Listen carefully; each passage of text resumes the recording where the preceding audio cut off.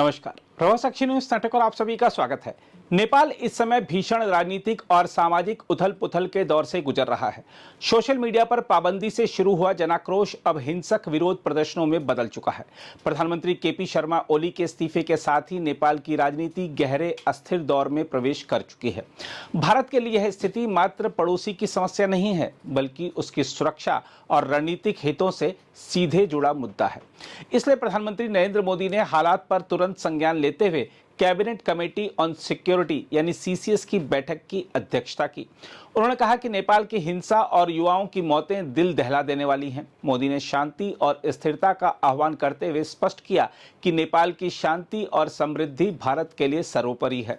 नेपाल के हालात पर भारत सरकार की प्रतिक्रिया संयमित रही। इसके साथ ही सरकार ने न केवल हालात पर कड़ी नजर रखने की बात कही, बल्कि नेपाल में रह रहे भारतीय नागरिकों से घरों में रहने और यात्रा स्थगित करने की सलाह दी। इस सावधानीपूर्ण दृष्टिकोण का उद्देश्य यह था कि भारत को पड़ोसी की आंतरिक राजनीति में हस्तक्षेपकारी न माना जाए, लेकिन अपनी सुरक्षा और नागरिकों की रक्षा से भी समझौता न हो। इसके अलावा नेपाल में संकट का असर भारत नेपाल सीमा पर साफ दिखाई दे रहा है। सिलीगुड़ी, रक्सौल और पिथौरागढ़ जैसे सीमावर्ती क्षेत्रों में तनाव बढ़ गया है। सैकड़ों मालवाहक ट्रक रुके पड़े हैं, व्यापार ठप है और नेपाल के नागरिक खाद्य सामग्री लेने भारत की ओर आ रहे हैं। उत्तर प्रदेश के 7 जिलों पीलीभीत, लखीमपुर खीरी, बहराइच, श्रावस्ती, बलरामपुर, सिद्धार्थनगर और महाराजगंज में सुरक्षा चौकसी बढ़ा दी गई है। 73 से अधिक चेकपोस्ट पर सघन तलाशी और चौकसी की जा रही है। भारत की सबसे बड़ी चिंता यह है कि नेपाल की अस्थिरता का फायदा लेकर असामाजिक या आतंकी तत्व सीमावर्ती इलाकों में सक्रिय न हो जाएं। साथ ही चीन का नेपाल में बढ़ता दखल भारत की रणनीतिक गणना को और जटिल बना रहा है। हम आपको यह भी बता दें कि भारत भलीभांति जानता है कि नेपाल की अगली सरकार किस दिशा में झुकेगी। यह उसके दीर्घकालिक हितों के लिए निर्णायक होगा। यदि नई सरकार भारत समर्थक होगी तो सीमा सुरक्षा से लेकर जल संसाधन, ऊर्जा और व्यापार तक अनेक क्षेत्रों में स्थिर सहयोग संभव होगा। लेकिन यदि चीन झुकाव वाली ताकतें हावी होती हैं तो यह न केवल भारत नेपाल रिश्तों के लिए बल्कि भारत की उत्तर पूर्वी और गंगा मैदानी सुरक्षा रणनीति के लिए भी गंभीर चुनौती होगी। इसलिए भारत के लिए जरूरी है कि नेपाल का राजनीतिक संतुलन ऐसे हाथों में जाए जो दोनों देशों की पारंपरिक मित्रता और आपसी भरोसे को आगे बढ़ा सके।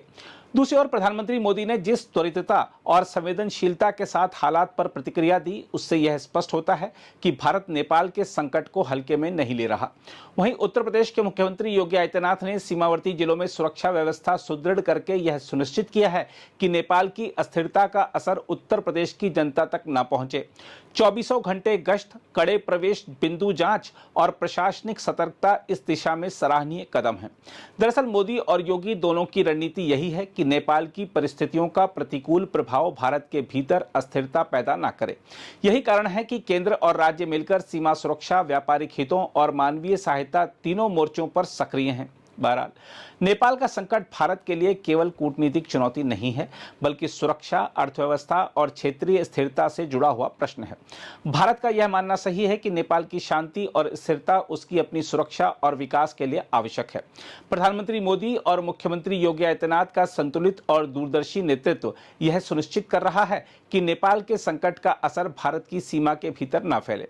भारत के लिए अब सबसे अहम कार्य यही है कि वह नेपाल में लोकतांत्रिक और भारत समर्थक सरकार के गठन के पक्ष में अपना प्रभाव सकारात्मक ढंग से बनाए रखे, ताकि दोनों देशों की साझी विरासत और पारस्परिक हित सुरक्षित रह सकें।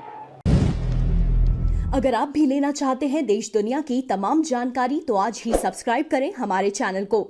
साथ ही नीचे दिए बेल आइकन को जरूर दबाएं ताकि हर अपडेट आप तक पहुंच सके।